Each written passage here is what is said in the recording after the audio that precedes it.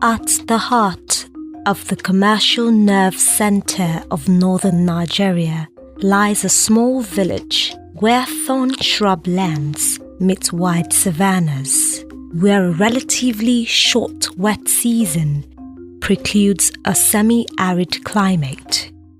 The less rain-fed farmlands produce sorghum, millet, maize, groundnut, cowpea, tomatoes, pepper, onions, and kennaf, and cattle rearing for skin and milk are common practices. A land of fine-grained sedimentary clays that produce fine-quality white-colored pottery, which is the key to their popularity with potters in cosmopolitan areas.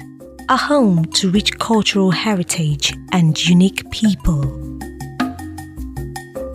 Daurawa Village, a settlement of about 200 houses in Ungogo local government area of Kano State, Nigeria. This is where the journey of the crown began, a journey of a far greater discovery. I am here in fulfillment for the requirement needed as part of submissions to be made ahead of the competition titled Project Drink. Today, I am here in Ungogo local government area of Kano State, Nigeria to interact with members of the community in relations to problems encountered or difficulties in sourcing for potable drinking water.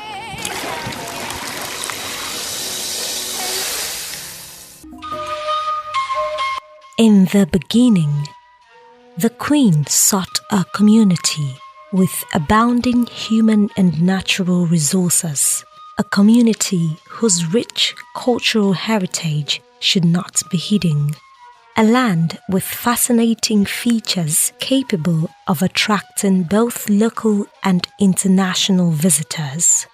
But she did not only find a community, instead she found a cause, a village in dire need of water. This is Daurawa village, where my journey to becoming Miss Tourism Northern Nigeria started. You might take a glass of water for granted, but it's not the same with the people of this community. We have to trek a long distance to get this water you're seeing. If we're so thirsty, we drink it the way it is. Else we use alum to sterilize it for consumption.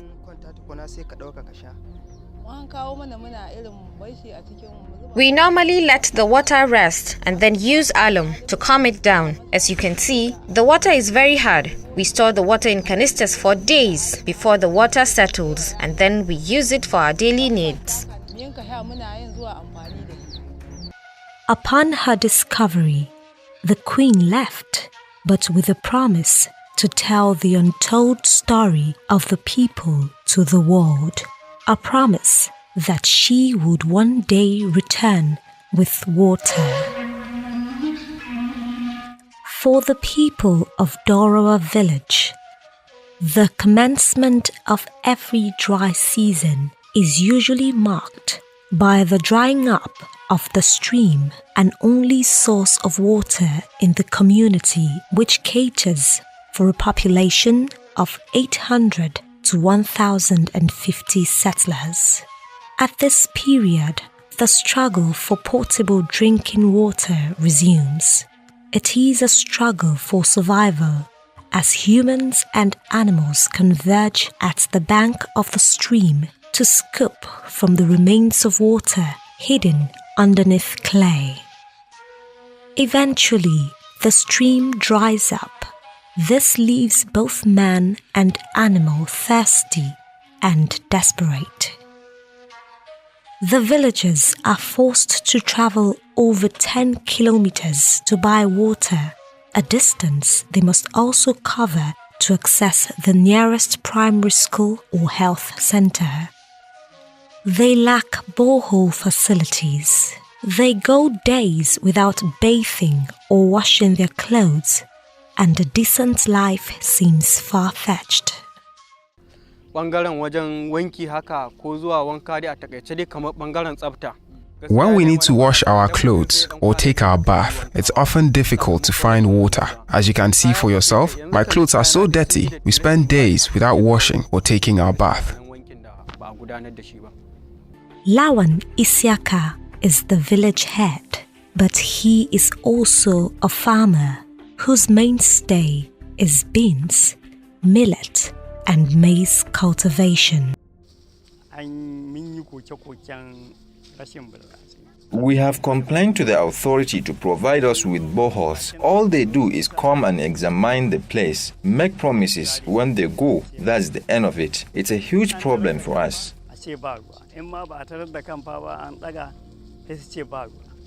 The lifestyle in Dorowa village not only draws attention to the fact that limited access to clean water is still prevalent in many communities in Nigeria, but also justifies that nearly half of all people using wastewater live in sub-Saharan Africa.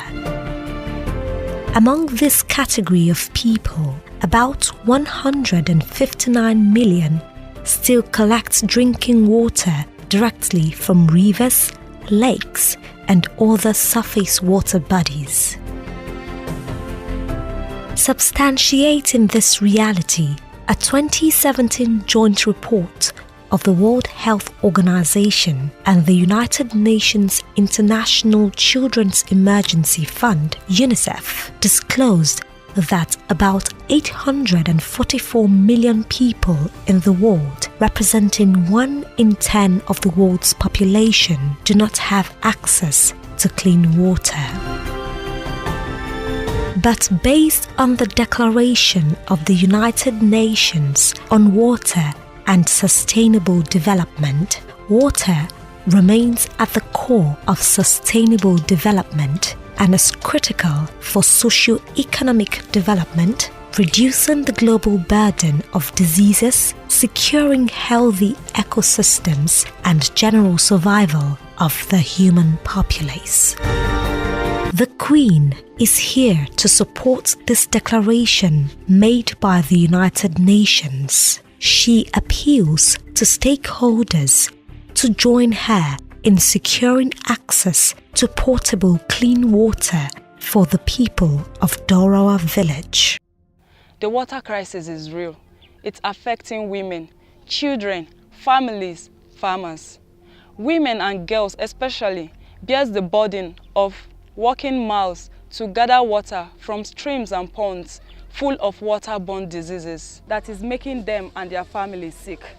Lack of access to safe water and proper sanitation limits education and food production. It harms health and leads to cycle of poverty. We want to help, and we know you want to help too. She truly understands that finding water for the people of Dorowa village is not only a fundamental need and human right, but would go a long way to promote their welfare and productivity. She is LADI HARUNA. She is the Northern Queen. She is Miss Tourism. And she is in search of water.